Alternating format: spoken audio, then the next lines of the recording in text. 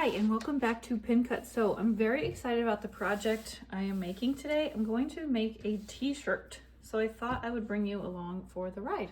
I mentioned this in my monthly makes video and got several positive comments about the idea. So if you have never made a t-shirt before, this will tell you how. And I'm also going to make it using an existing t-shirt to create my pattern. So before we get started though, make sure you can subscribe to my channel and you like this video so that you don't miss future content. You can also, I wanted to remind you, follow me on Instagram at PinCutSew. I'm also on TikTok at PinCutSew. And you can even subscribe to my email newsletter. I'll put a link to that in the description because that's really the best surefire way to make sure you don't miss a thing. So let's get going on this t-shirt. So I bought this set of, it's a 3-pack of Hanes V-neck t-shirts. They're men's shirts on Amazon and they were really cheap. I'll link to them. But as you know, men do not have hips, and I actually wanted to shorten these so that I could wear them with my higher waisted skirts. So I bought a 3-pack and I shortened them to wear with my summer skirts that I've been making recently. Sadly though, they don't come in other colors. Hanes is not very creative with the men's undershirts in as far as colors goes, unsurprisingly, because they weren't meant to be worn with women's skirts. So since it was a 3-pack, I cropped 2 of them and I'm using the 3rd one as a pattern to make a new t-shirt out of this gray fabric because I wanted some in other neutral colors to wear for the summer. I also like to layer shorter t-shirts over dresses. Sometimes I can really change the look of them, especially in the fall and winter. I have some long sleeve t-shirts that can make my summer dresses last into the fall. So I'm going to be using this existing t-shirt to make a pattern. You might not want to cut up your t-shirt, in which case you can still use it. You will just be folding it like this. And it might take you some more finagling to sort of get around the sleeves and things, but you can still use your existing t-shirt as a pattern. You'll just need to sort of isolate like the back, the front, and the sleeve. But the easier way, if you don't want to cut up your shirt, is to just find a pattern. Even if you're using a sewing pattern for t-shirts, this tutorial will be helpful for you. I'm going to teach you how to sew the V-neck, teach you how to put the sleeves on, the correct techniques for sewing knits, even if you don't have a serger, so things like that. So I actually will put a couple of links to t-shirt patterns in the description. One of them I'm pretty sure is free. In fact, my favorite one is free. I know that I got it for free. I just don't know if that was if it's always free, but I'll check on that and I will put that link because that's my favorite one. It's a really basic fit of a t-shirt. Okay, so I have washed and ironed my shirt. Most t-shirts, you'll notice, don't come with a side seam. This is just a tube. And so I pressed with my iron, I just pressed a side seam into it so that I can cut it open. So my first step is to cut my pieces apart. So I'm just going to cut on the pressed crease I made to cut the front. I'm going to cut directly on the sleeve seam because I'm going to be adding seam allowances to all of these pieces when I cut them out. If you want to, you can, instead of just tracing your shirt pieces right onto your next fabric, you can create a pattern out of tissue paper if you'd prefer. So then you can use it over and over again. So before I cut my sleeve off, I'm going to mark which one is the front because believe it or not, your sleeve is shaped differently in the sleeve head in the front than it is in the back because you need more room for your shoulder. And then as I cut it off, I'm going to cut directly on the seam.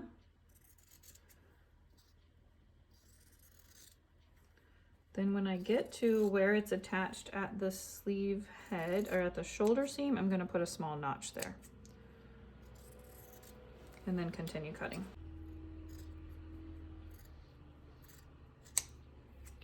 Okay, I will cut it apart. And now to mark which one's the front, I'm going to put a small clip, kind of just anywhere. You could also put 2 clips in the back. Commercial patterns always have 2 snips in the back sleeve, 1 snip in the front sleeve. Okay, so there's my sleeve. That looks really different than most sleeve pattern pieces.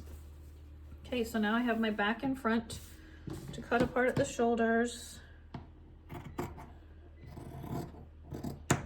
And I'm gonna go ahead and cut off the ribbing. If you want to have a t-shirt to cut up, you can always go find one at the thrift store, even if you hate the fabric, but you like the fit. Just find a t-shirt you like the fit of, that you're willing to cut up for a pattern that you can use over and over. Okay, one last seam. You can put this aside. We're not going to use that as a pattern. I'm going to tell you how to measure properly to see how much. Look at that. Did I cut that or did it come like that? Would not surprise me if it came that way. Okay, so now I have my front, back, and sleeve pieces. So as you know, when you sew a pattern, you cut this piece on the fold. So what I'm going to do is cut this in half. I'm going to go press it in half perfectly so that all my edges meet up so I can get the perfect front and back piece. Okay, so I just pressed a nice crease so I can cut it apart. So here's my front, fold. Oh, this pen does not work well on this. Here's my back. Try this pen. Okay, back, fold. Time to cut. I think I got this fabric in a remnant bin somewhere, probably from Hobby Lobby, but I really don't remember. It could have been Joann's. I definitely don't think I ordered it. Okay, so grain lines of certain knits are kind of weird, but thankfully it's easy to see. So it may look like I'm folded crooked, but actually my grain line is very straight. So I don't have very much fabric, so I just fold it over a little bit. You want to make sure the greatest stretch is going across your body, not up and down. So my stretch is 4-way stretch, but it stretches more this way than it does this way. And that's important. It's important that the stretch goes across your body for things to fit. So let me cut my front first. Oh, I was going to cut off a few inches because I already know I'm going to make it shorter. And I don't have enough fabric for this whole piece. Go ahead and cut off those 2 inches. Now hopefully it can make it across. So this is the fold of my fabric. I'm placing it directly on the fold. But for the rest of this, I need to add seam allowances. Knits sometimes curl. It can be maddening working with knit fabrics, and some are worse than others, but it's always worth it in the end. Okay, I'm not going to add a seam allowance at the bottom, but I do need to add seam allowances at the sleeves, up here at the shoulder, and here at my neckline. So let's see. I'm going to add my 3/8 inch seam allowances with my chalk marking tool. This is by Clover. It's my favorite. I will link you to it. Just sort of go along and add 3/8 inch seam allowances on your sleeves, your sides, and your shoulders. Okay, with the neckline, I had to cut a little bit more off because of the way that it was sewn on. So I'm going to add a 1/2 inch at the neckline. Not that it would make a huge difference, but okay, time to cut it out.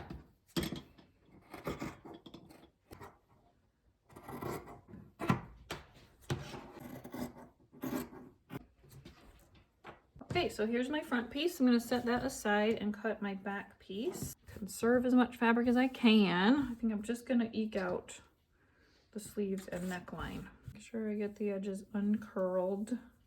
This is my back. Looks like this. Put that aside. Now let's see if I can eke out sleeves and a neckline from this. Hopefully I can fit them both. Okay, here's my sleeve and it fits. Phew. Barely. Again, make sure you're cutting it so the stretch goes across your body. barely have enough for my seam allowances. But that will work. Okay, this time for my hem allowance, I'm gonna add 1 inch to the bottom. Most knits have a 1 inch hem allowance. The rest I'm gonna eyeball.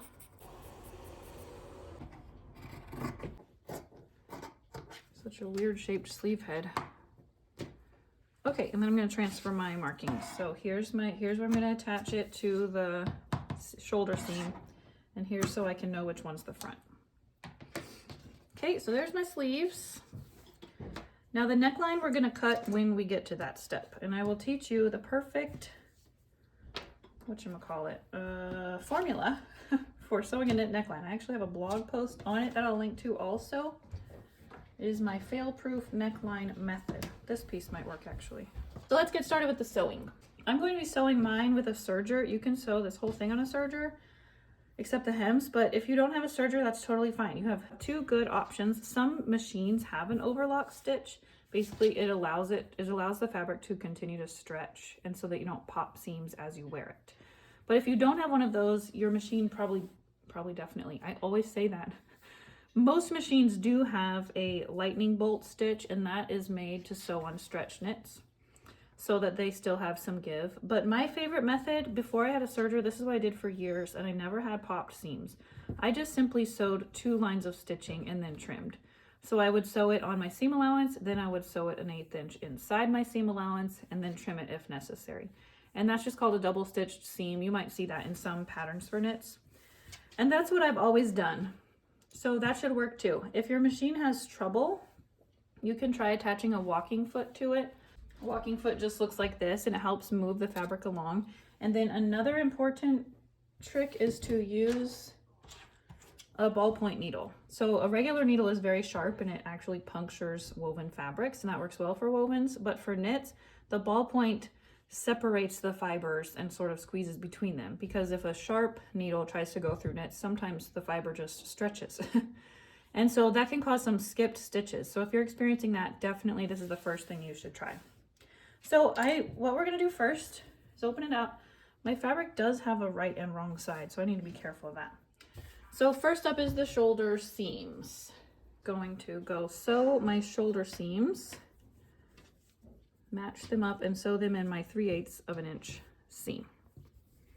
Okay, I was too lazy to change my serger thread to gray, so I'm calling the pink thread a design choice. I could have lied and said it was so you could see my stitches, but I mean, that's an added bonus, but it's not totally true. Okay, next thing is the sleeves. Surprisingly, you probably thought we were gonna sew the side seams next. So here's my sleeve pieces. They should be mirror opposites of each other. I'm going to, let's see, this is the front.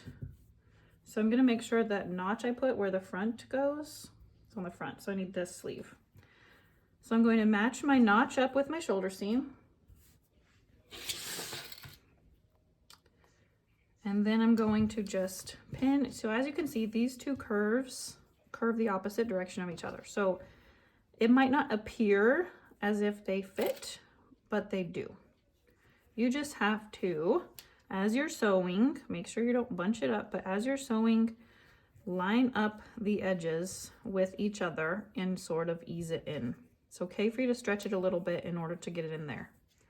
Place as many pins as you need to. I have done this so many times now that I don't even pin it. I just take it over there and sew it. I do usually put that pin there in the middle. So I'm gonna go sew my sleeves in. Alrighty, both of my sleeves are in.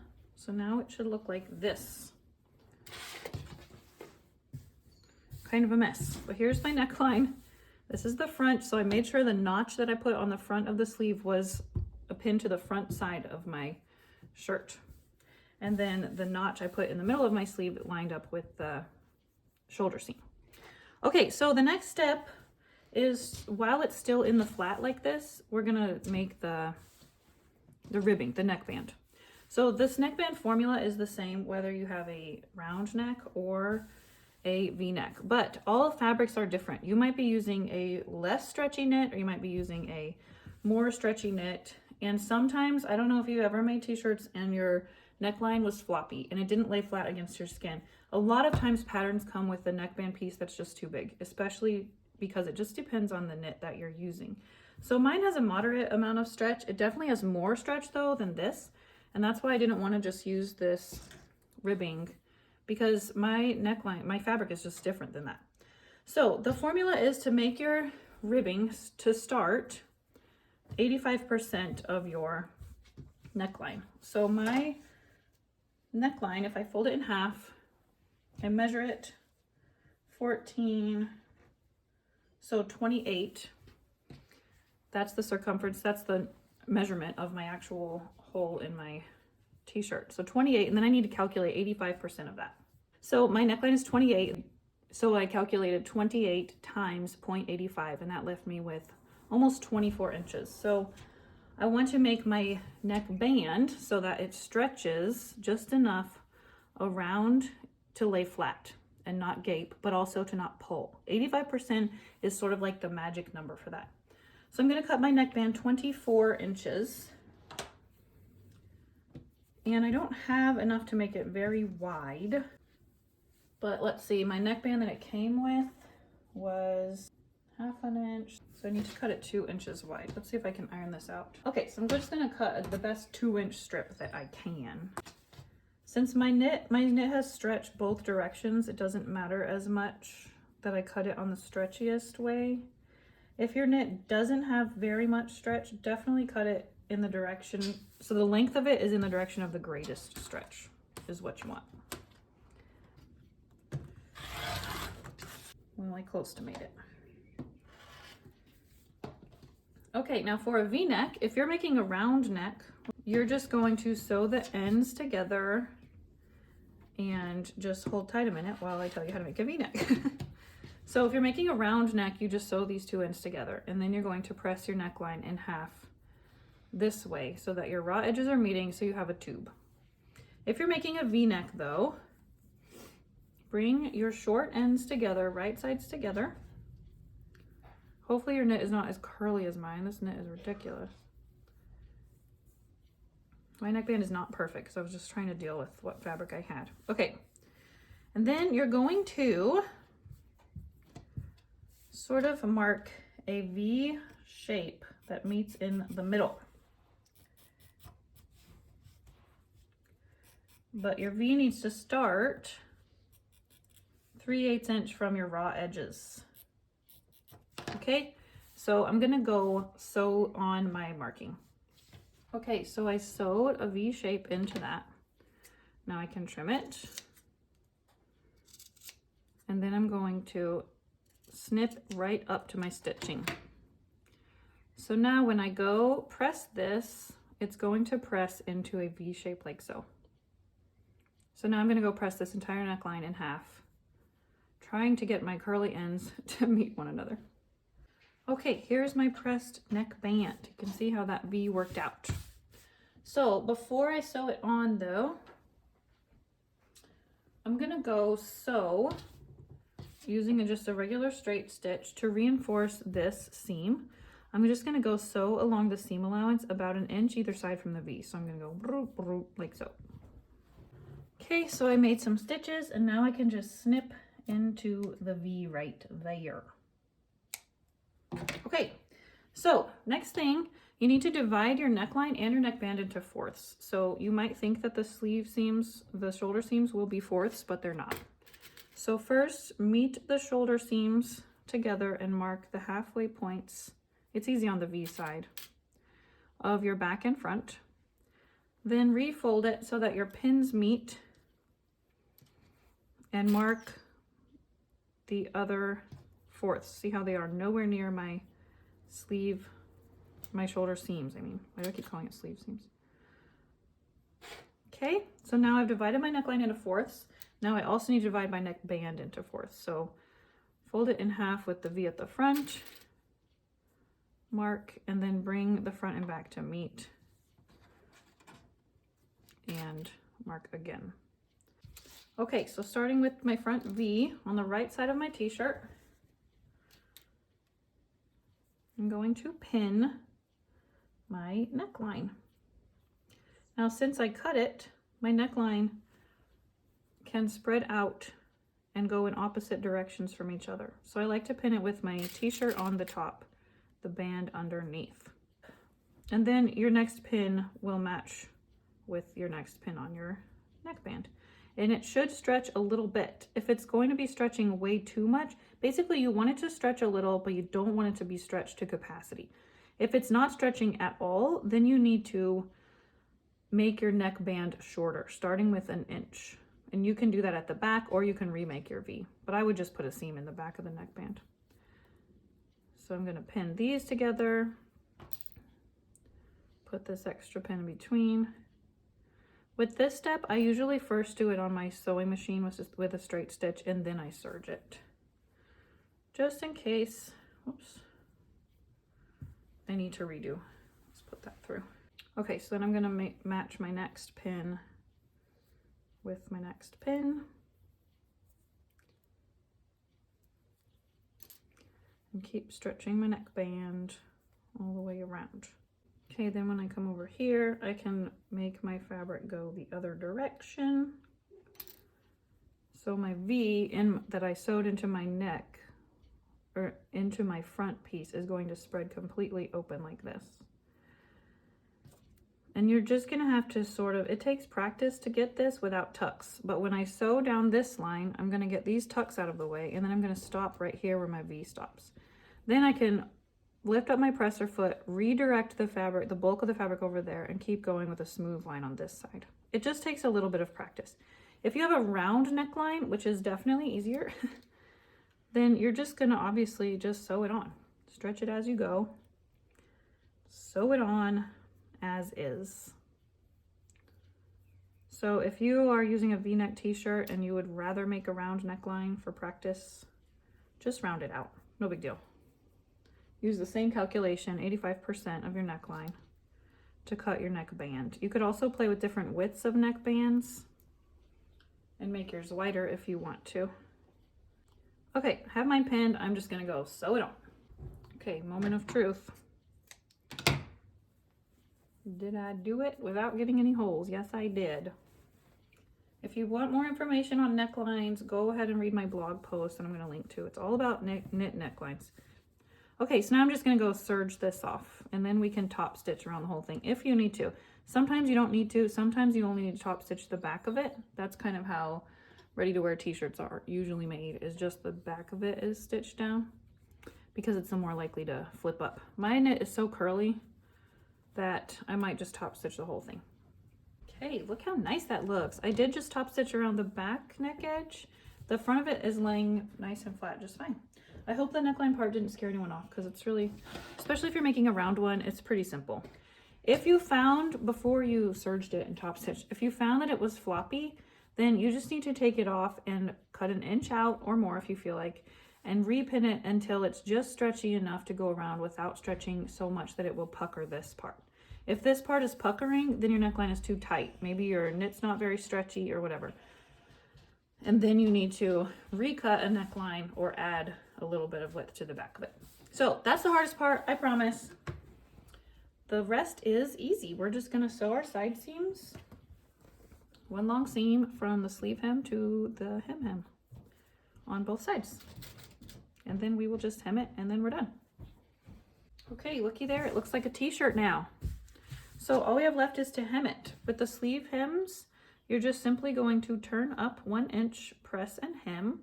When I hem knits, I just use a straight stitch. I stretch it very slightly while I sew it so that I can stretch it over my body without popping seams.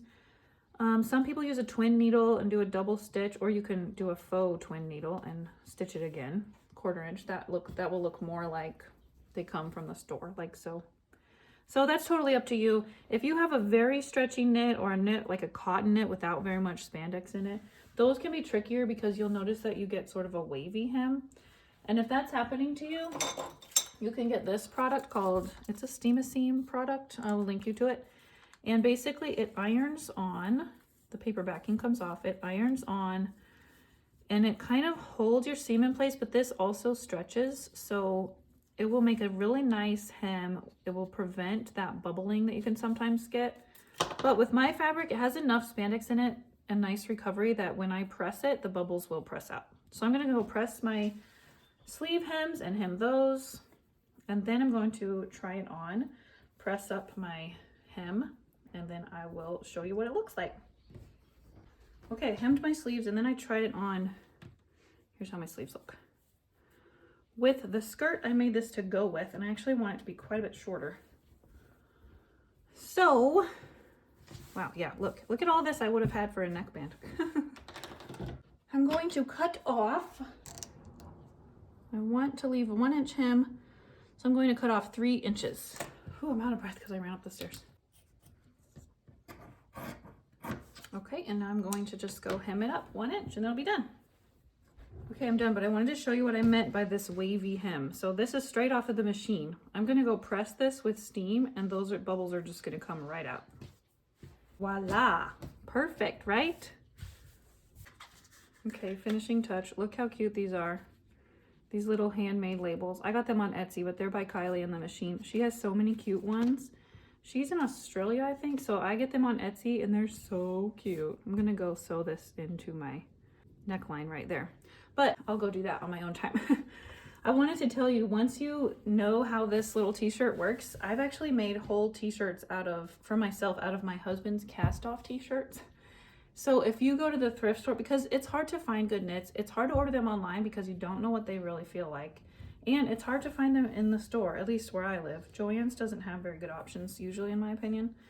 And they're very expensive. So if you go to the thrift store and you find some really nice knits that are oversized men's shirts, then you can make yourself a bunch of crop t-shirts out of those. I like to make the Astoria tee quite a bit. I make those to go with my high-waisted things too. It's a little bit shorter than this, and the neckline is higher. It's just a kind of a different cut, which is why I wanted to copy this Hanes tee for this purpose. But I made an Astoria tee. My husband ordered some J. Crew t-shirts and they shrunk. He's tall and they shrunk too short for him. He was really annoyed, but the knits were so nice. And so I made a navy blue Astoria tee out of his t-shirt and it worked great. I hope this was fun for y'all. If you have questions about any of this, about knit fabrics, about the necklines, or anything like that, please ask me in the comments. I would be happy to help you. Let me know what you thought of this, and if you'd like to see more clothing videos in the future. I do sew a lot of my own clothes, so if there's something specific you'd like to learn, please let me know. I'll see y'all soon. Bye.